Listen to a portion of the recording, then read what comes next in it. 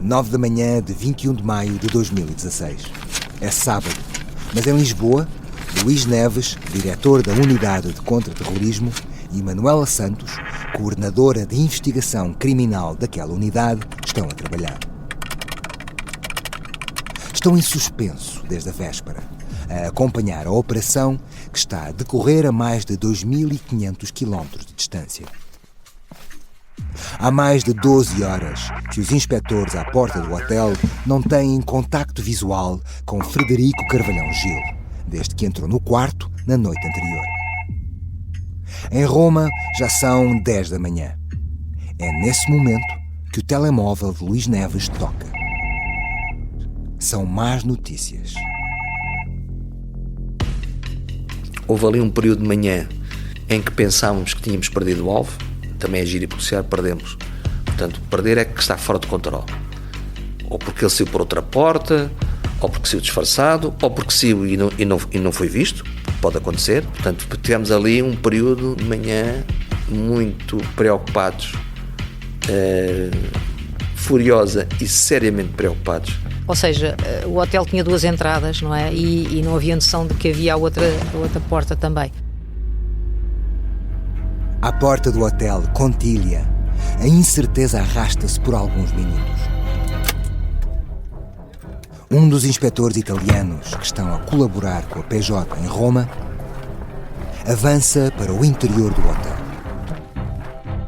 Dirige-se a um dos funcionários da recepção e pergunta-lhe pelo hóspede do quarto 519. É um movimento arriscado. A operação está a ser exposta. O funcionário assegura que Carvalhão Gil ainda não desceu do quarto. O italiano suspira de alívio. O alvo está controlado.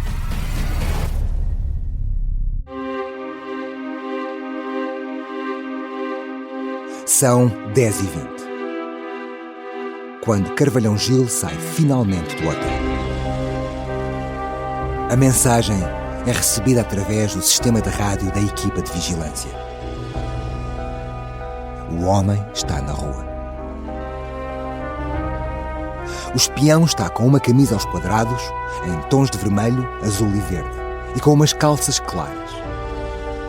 No pulso direito, usa uma pulseira de prata com uma ligeira folga. Traz a barba feita, ao ombro carrega a mochila preta com que chegou ontem a Roma. Mal sai do hotel, vira à direita e algumas dezenas de metros mais à frente, dobra uma esquina do quarteirão, novamente à direita. Segue em direção à estação central de Roma, Termini. Ao longo das próximas 2 horas, o espião vai fazer uso de toda a experiência que acumulou nos anos em que foi um operacional do SIS. Sabe que antes de se encontrar com o contacto russo, tem de garantir que não está a ser seguido. Por isso, toma as precauções obrigatórias que são aplicadas por todos os agentes de serviços secretos em situações semelhantes. Vai usar manobras de distração, ações de contravigilância e truques de dissimulação para perceber se está a ser espiado e despistar qualquer pessoa que o possa estar a seguir. Enquanto faz tudo isso, terá 27 inspetores portugueses e italianos atrás dele. Se voltarem a cometer um erro, como aconteceu à porta do hotel, Carvalhão Gil desaparece.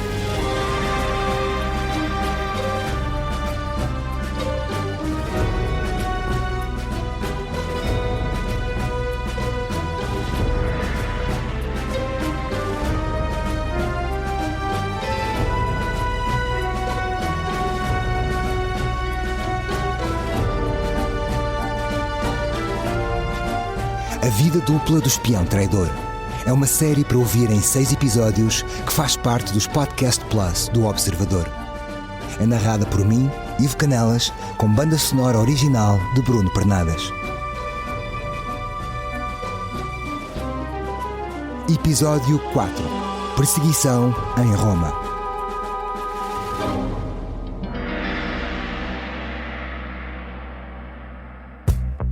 Conhecer a verdade muda tudo. Muda histórias, muda caminhos. Na estrada, também há escolhas que fazem a diferença. A gama elétrica Kia tem 5 modelos, com opções para todos os estilos de condução e momentos da vida. Uma nova forma de avançar com liberdade e mais de 600 km de autonomia. Gama elétrica Kia. Elétricos sem limites. Kia. Movement that inspires.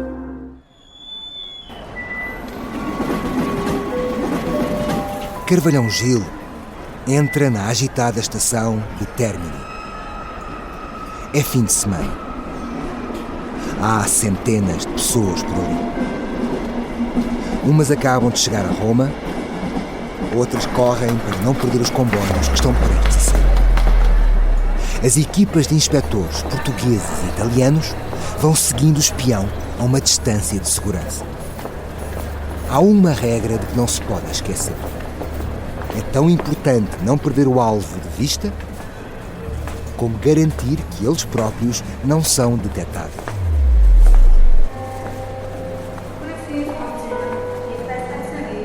Partenze.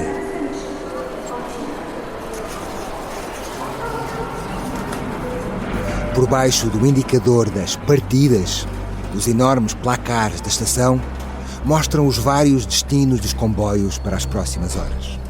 Nápoles, Salerno, Veneza, Turim, Bari, Trieste. E essas são só as viagens para as cidades italianas. Depois, há todos os comboios para o estrangeiro. São dezenas e dezenas. As possibilidades são imensas. Os inspectores pensam na operação logística que podem ter pela frente se o espião seguir para um destino mais distante. Carvalhão Gil tem outros planos. Compra um bilhete. Mas para o metro.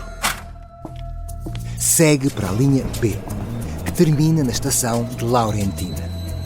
Desce até à plataforma e entra no primeiro metro que passa. Uma equipa de inspectores entra na mesma carruagem. Próxima estação, Cavour. As portas abrem-se, mas o espião não se mexe.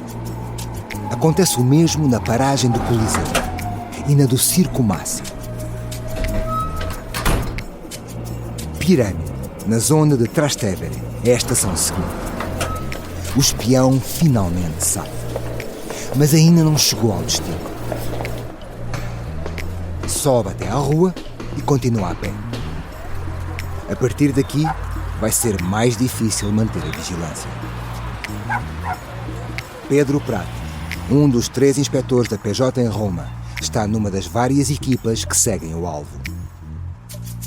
E é a partir do momento em que ele desembarca e sai da estação no Trastevere que a gente percebe que ele começa a ter manobras sucessivas de contra-vigilância, comportamento errático, senta-se num sítio, levanta-se e vai para o outro, volta para trás. Portanto, todo este, digamos, manancial de estratégias para que simultaneamente podem ser para tentar estar a ser seguido ou para despistar quem eventualmente esteja a seguir.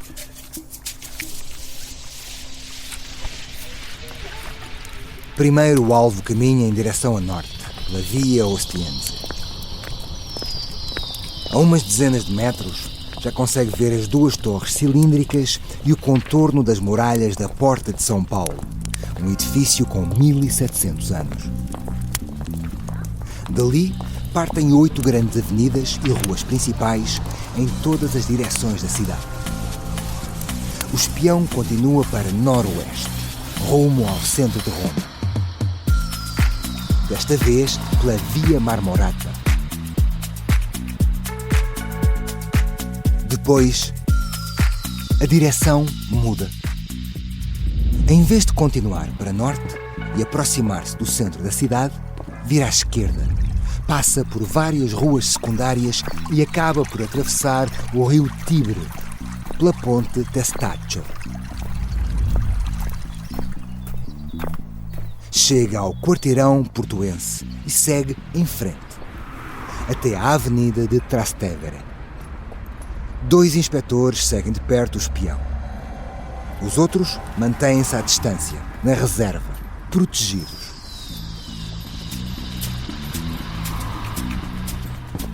Cada equipa é identificada por um código e cada inspetor tem um nome atribuído para aquela missão.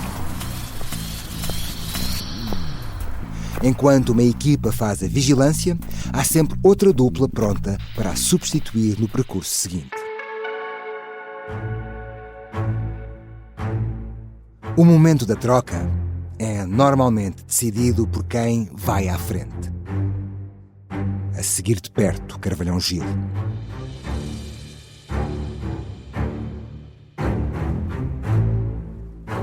A substituição pode acontecer por 2 motivos. Porque os inspetores estão há demasiado tempo perto do alvo, correndo assim o risco de chamarem a atenção sobre si próprios, ou porque receiam ter sido efetivamente identificados. Como se diz na gíria policial, foram comprometidos.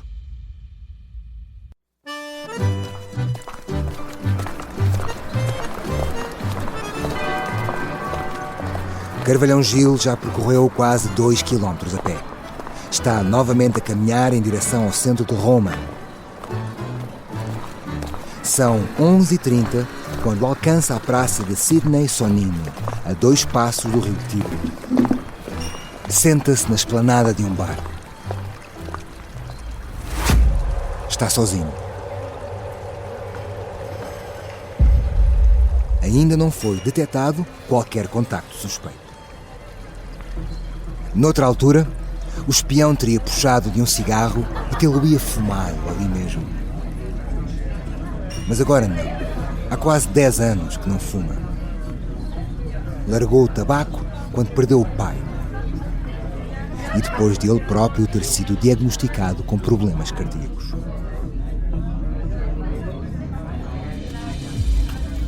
Os inspetores continuam atentos a todos os movimentos de Carvalhão Gil. Nós estávamos sempre com portanto, as equipas italianas têm todos os meios de comunicação próprios para comunicar entre eles, não é? E nós estávamos sempre encostados a um. Basicamente, um bocadinho mais na retaguarda, portanto, nunca estávamos propriamente em cima dos colegas, mas estávamos sempre encostados, normalmente, ao chefe de uma das equipas. 20 minutos depois de ele se ter sentado, Carvalhão Gil levanta-se da esplanada. Começa a fazer o percurso inverso, como se estivesse a regressar ao ponto de partida. Volta a cruzar o rio para a margem esquerda e segue até ao cruzamento entre a Via Galvani e a Via Nicola Zabaglia. Ao longo da última hora e meia, mudou várias vezes de direção e entrou e saiu de lojas sem comprar nada. Tanto caminhou de forma descontraída, como no instante a seguir acelerou o passo. Agora, o espião parou.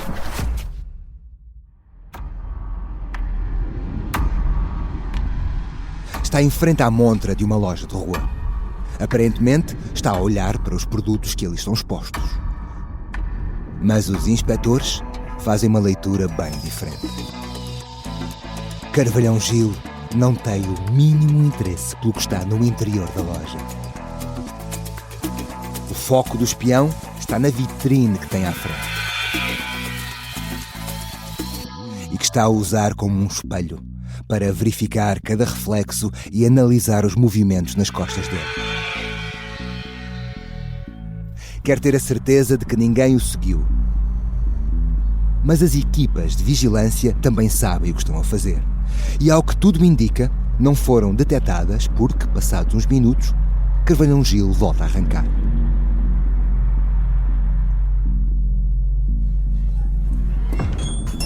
Entra num bar ali perto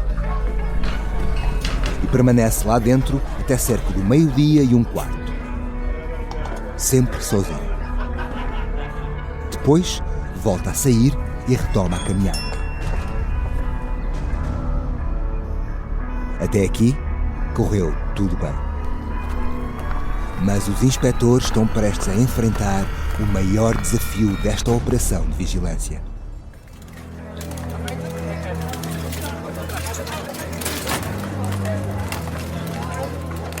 Carvalhão Gil entra no mercado Testaccio. O espaço ocupa quase um quarteirão inteiro do bairro com o mesmo nome. Cada um dos lados do edifício tem entre 4 e 6 portas, e o espião vai usar várias delas. Carvalhão Gil faz aquilo a que na vigilância se chama um percurso controlado. Entra por uma porta e a seguir sai pela zona oposta do edifício. Volta a entrar e a sair do mercado, mas por uma entrada e uma saída diferentes. E depois passa uma e outra vez pelo mesmo local no interior do mercado. As equipas de vigilância vão se revezando. Pelo auricular, os inspetores que seguem o espião indicam o local exato onde ele está. Depois afastam-se e uma nova equipa entra em ação.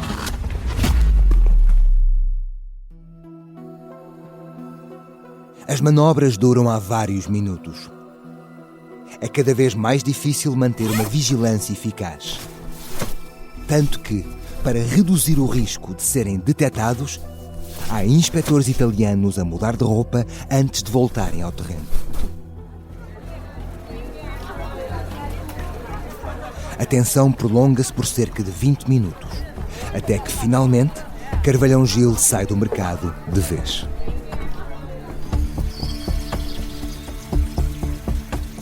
Atravessa mais uma vez a ponte de Testaccio e está de volta à margem direita do rio Tigre. É quase 1 da tarde. Saiu do hotel há cerca de 3 horas e já percorreu perto de 7 quilómetros. O espião levanta o olhar. Parece reconhecer alguém à distância. É ele. De camisola vermelha, calças claras e relógio prateado no pulso esquerdo. Frederico Carvalhão Gil aproxima-se.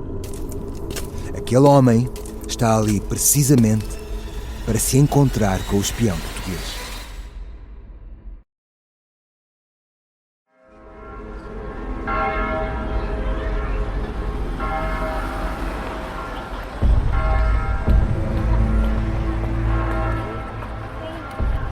Estiveram juntos pela última vez há 6 meses. Tanto quanto os inspetores conseguiram perceber, desde novembro do ano passado, que Frederico Carvalhão Gil e Sergei Pozniakov não trocam uma palavra. E agora, ali estão eles. Em plena cidade de Roma, os dois, no mesmo local, à mesma hora, claramente à espera um do outro. A ação de vigilância em Itália não detectou nenhum telefonema ou troca de mensagens, mas cada um deles sabia exatamente onde deveria estar àquela hora.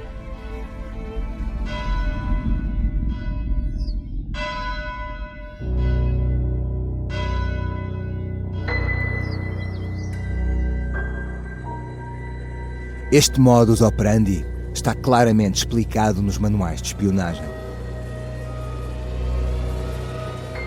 Os encontros entre controlador e agente são sempre combinados com antecedência. É habitual, aliás, que data, hora e local sejam definidos de um encontro para o outro. É muito provável que os detalhes desta reunião em Roma tenham ficado definidos há meio ano na Eslovénia.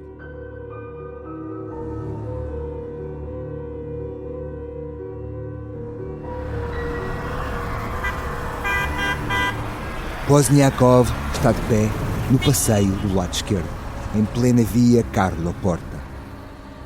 É a primeira vez que os inspetores portugueses veem o russo. Carvalhão Gil aproxima-se.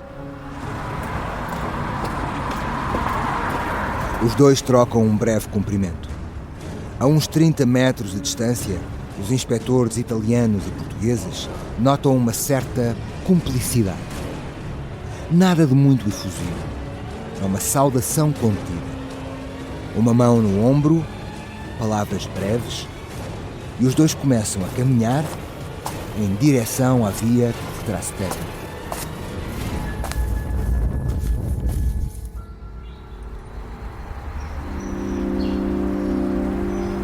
As paredes do número 247A da via Trastevere estão revestidas a mármore.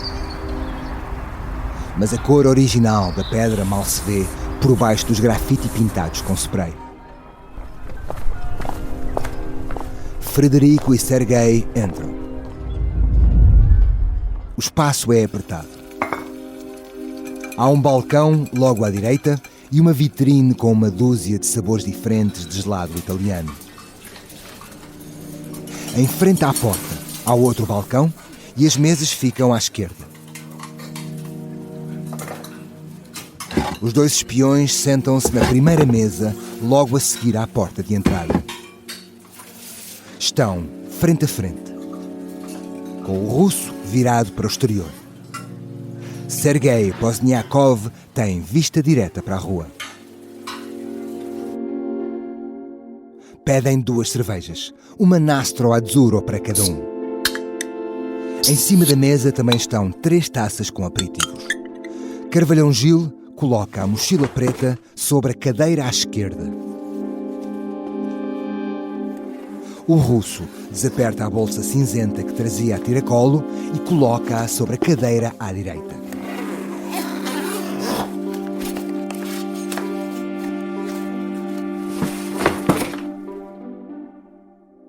Os 2 espiões conversam com cumplicidade. Carvalhão Gil despeja metade da garrafa para dentro de um copo alto. Depois de dar uns golos na cerveja, pega numa caneta e numa folha branca e escreve algumas palavras. À distância, a PJ está a ver tudo. Quando vem a comunicação que eles entraram naquele café, nós estávamos aí uns 30 metros na esquina,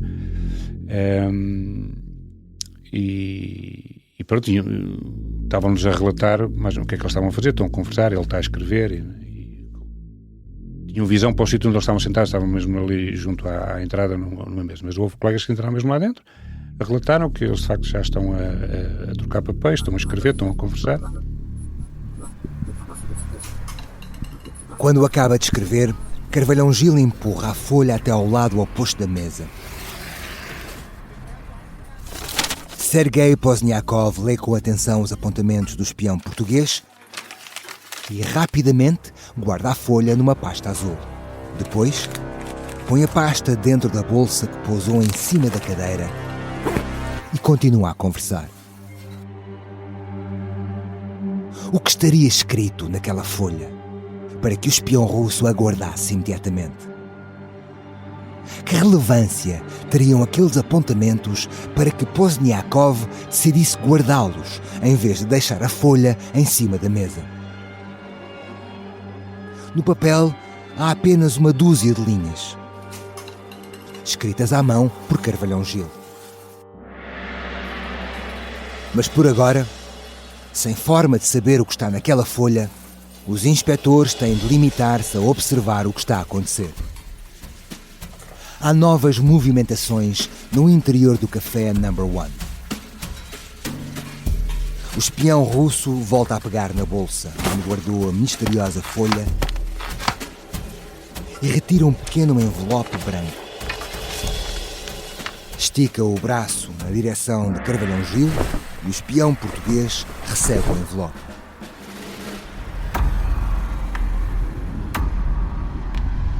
Os 2 homens estão dentro daquele café há cerca de 10, 15 minutos, não mais que isso.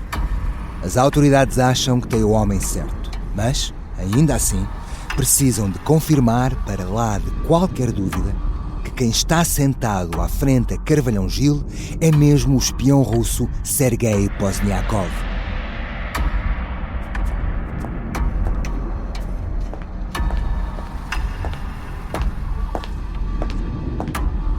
Uma inspetora italiana entra no café.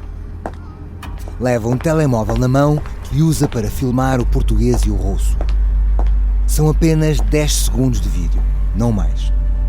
A seguir, Silvia Dias, inspetora da PJ, passa no exterior, junto ao café, e faz o reconhecimento visual do espião do SVR. Nós queremos só ter a certeza de que a pessoa com quem ele se encontrou era mesmo aquela para a qual nós tínhamos um mandado de detenção europeu, porque tínhamos uma fotografia do Pozniakov, tínhamos connosco várias fotografias do Pozniakov, e então os meus colegas que não eram conhecidos do Carvalhão Gil foram ao café e confirmaram que era o alvo que nos interessava. Os inspetores italianos começam a ficar nervosos. Acham que a ação de vigilância que começou há mais de 3 horas à porta do Hotel Contiglia está a durar demasiado tempo. A cada minuto que passa, o risco de serem descobertos aumenta. Estão a ficar agitados e querem avançar já com as detenções. Mas a PJ precisa de mais uns minutos. Há uma razão para Pedro Prata, o inspetor que lidera a equipa da PJ no terreno, querer esperar mais um pouco. Porque naquele momento havia uma série de itens que ainda não tinham sido, ou pelo menos não havia a percepção se já estavam na posse do outro. Isto também tem outra vantagem, se eles forem detidos em separado, sem terem a percepção que o outro foi detido, não é? Isto dá aqui uma série de argumentos à investigação para gerir com os alvos. Não é?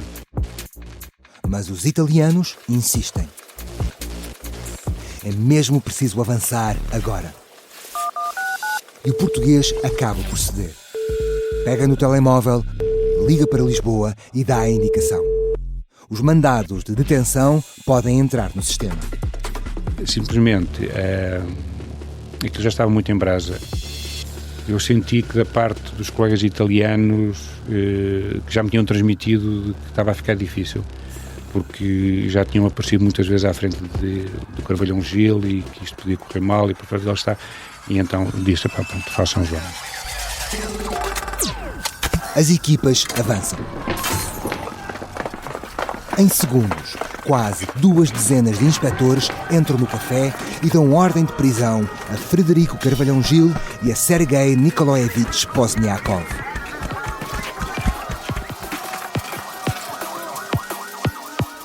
Os 2 espiões ficam sem reação.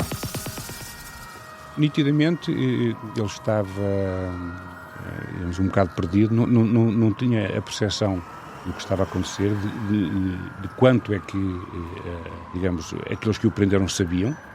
Ele não tinha essa noção.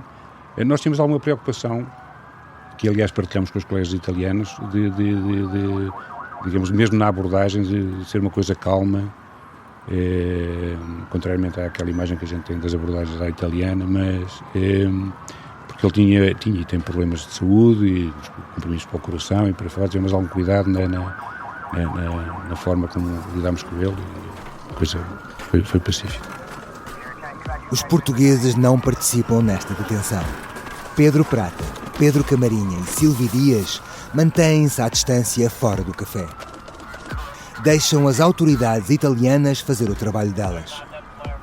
Formalmente, aquela é uma detenção da Justiça de Roma. Carvalhão Gil e Pozniakov estão sentados frente a frente quando a polícia entra no café. Mas assim que são detidos, as autoridades italianas ordenam-lhes que se sentem de costas um para o outro, afastados por alguns metros. O objetivo é simples. Os 2 espiões não podem trocar uma palavra, nem sequer cruzar o olhar. Carvalhão Gil e Sergei Pozniakov são transportados para a esquadra da polícia italiana. É uma viagem rápida. 4 km para norte, 15 minutos pelo centro da cidade. Quando chegam, são colocados em celas separadas. E durante 1 ou 2 horas nos deixam no assar, sem lhe darem assim muita conversa. Os polícias italianos registram as impressões digitais do espião português. Fotografam-no e tratam de toda a papelada do processo. Depois disso, Pedro Prata aproxima-se pela primeira vez do espião do SIS. Frederico, somos da polícia portuguesa, sabemos tudo, não há nada a esconder aqui. Nós conhecíamos assim muito ao leve, mas não me reconheceu de início. Ele depois acabou por me reconhecer. E depois, quando deste momento inicial, eu fiz entrar o meu colega responsável pelo inquérito. A próxima etapa é olhar cuidadosamente para cada uma das provas. Afinal de contas, foi por isso que Pedro Prata esperou até ao limite antes de avançar para as detenções. E dentro de brevíssimos instantes vai ficar tudo muito claro. O que estava naquela folha em que o espião português escreveu algumas palavras e o que havia dentro do envelope que o espião russo entregou a Carvalhão Gil.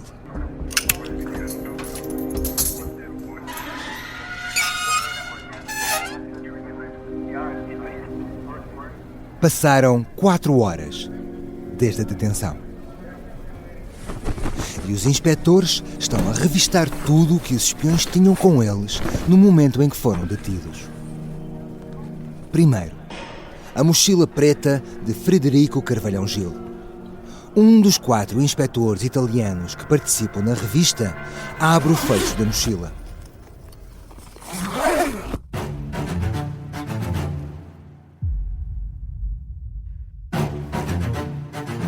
No café Number One, o espião do SIS foi visto a receber um envelope branco diretamente de Pozniakov. Mas dentro da mochila há 2 envelopes brancos de tamanhos diferentes. O inspetor abre o primeiro. É um envelope em plástico e no interior está uma pequena garrafa azul de vidro grosso e trabalhado. Parece perfume, mas é whisky escocês. Ainda selado, da marca High Club. Cada garrafa de 700 ml, como esta, custa em média 200 euros. Pedro Prata assiste a tudo. Quando vê a garrafa, uma imagem salta-lhe à memória.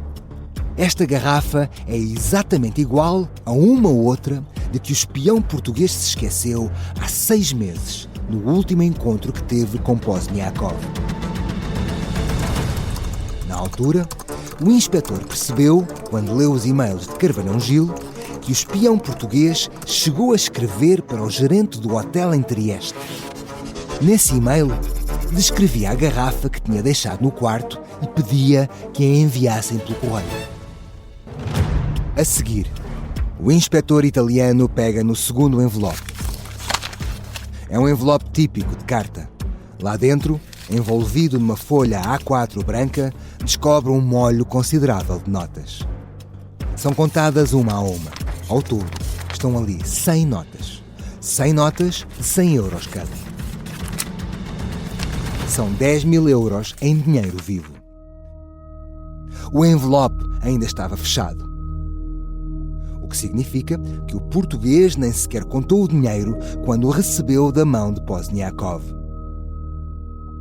E também não há dúvidas sobre isso, porque Carvalhão Gil acaba por admitir que foi o espião russo quem lhe deu o envelope. Na mochila do português há ainda 1.300 coroas checas, cerca de 50 euros. E também um conjunto de 19 folhas soltas. 5 delas chamam a atenção dos inspetores. Estão em inglês e todas as 5 têm a margem inferior rasgada. Ainda assim, é possível perceber o que lá estava escrito. E é isso que gera mais apreensão entre os inspetores.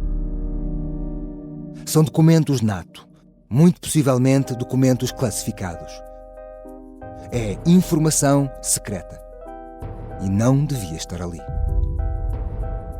Numa das folhas, há indicações sobre desafios, riscos e ameaças à segurança energética dos Estados-membros da NATO. Também há documentos sobre ameaças terroristas e de pirataria aos fluxos de energia. Sobre ciberataques contra infraestruturas energéticas críticas. Documentos sobre a estabilidade dos distribuidores NATO e países de trânsito. E ainda uma folha com notas sobre riscos económicos para o fluxo energético NATO.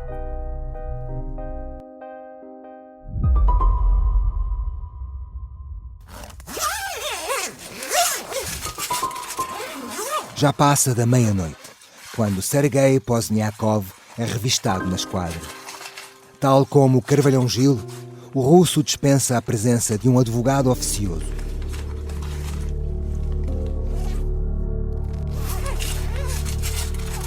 Dentro do saco cinzento do russo, os inspetores encontram uma máquina fotográfica com um cartão de 32 GB de memória. Mas aquilo que mais lhes interessa, neste momento, é a folha. A folha que o russo recebeu de Carvalhão Gil e guardou imediatamente. Está em português. Os inspetores leem cada uma das palavras que o espião escreveu. Gil Vicente, diretor adjunto. Mais ou menos 55. UMINT. Vigilância. Entrou para o serviço através de Daniel Sanches, ex-diretor-geral nomeado pelo ministro Dias Loureiro. É quadro da Polícia Judiciária. Está casado ou vive maritalmente com diretora formação. 1.000 euros. 500 mais 500. Cria cavalos. Vai com frequência a eventos ligados a cavalos, inclusive em Marrocos.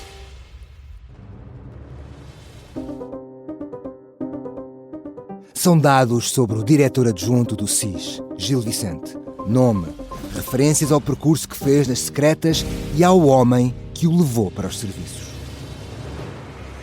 Esse homem foi justamente Daniel Sanches, o ex-diretor-geral do SIS.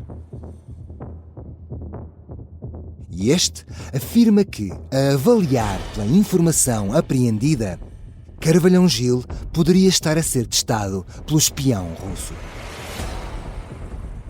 Para mim é estranho, mas não sei qual era o ponto em que ele estaria já a trabalhar diretamente para os serviços ou não.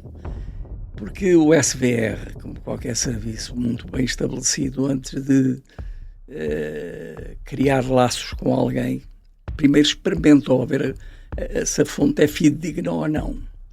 E geralmente o que é que eles perguntam? Perguntam coisas sobre dados que eles já possuam, que possam ter a confirmação toda. Não se sabe qual é que é a pergunta que lhes foi feita e os dados que constavam. Por exemplo, de certeza que o SVR tinha os meus dados todos, como o FSB e por aí fora. E, portanto, era uma coisa fácil de confirmar. Não sei com as outras questões que tivessem no papel, se aquilo era o teste para ver se a pessoa está a dar dados reais ou se está a meter ali uma tanga qualquer para ganhar umas coroas, não é?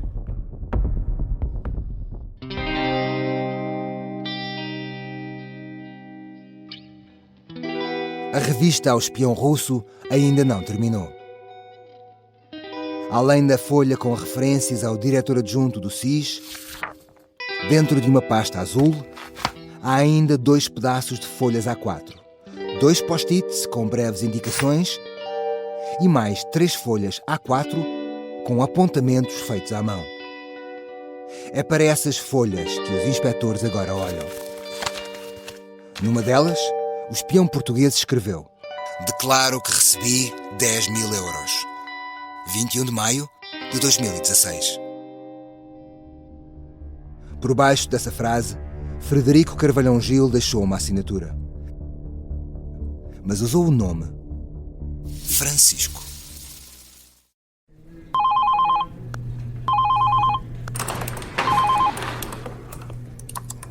A informação acaba de chegar a Lisboa. A equipa da Polícia Judiciária em Roma confirma que Carvalhão Gil e Sergei Pozniakov foram detidos.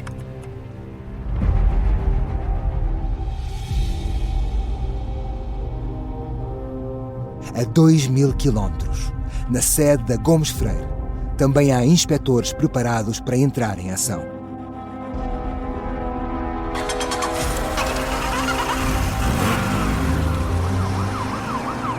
Arrancam minutos depois, em 2 grupos e em 2 direções.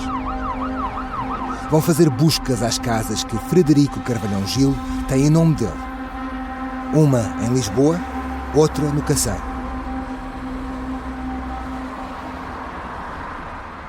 Vão à procura de mais provas. Têm indicações para apreender tudo o que esteja relacionado com Moscovo, Rússia, serviços secretos ou movimentações bancárias. Vão encontrar dezenas de documentos classificados e secretos, espalhados por várias divisões. Vão encontrar também maços de notas no total de vários milhares de euros. E vão encontrar, simulada no meio de livros, uma arma. Mas essa é uma história para o próximo episódio. No entanto, se for assinante Standard ou Premium do Observador, pode ouvir já todos os 6 episódios. Se ainda não for, basta assinar em observador.pt/assinar. No próximo episódio. Alguém argumenta a dizer que eram poupanças, mas naquelas centenas de notas que foram encontradas com ele, não havia uma única que tivesse sido entrada em circulação em Portugal. Tinha no quarto, na casa dele, pilhas de papéis que não podia ter e documentos altamente confidenciais. E, portanto, abandalhou completamente o cargo que exercia. Mesmo tendo a noção de que algumas das coisas que ele ali tinha o podiam comprometer, não devia ter, e o podiam comprometer, quer dizer, não havia assim nenhum especial cuidado em esconder.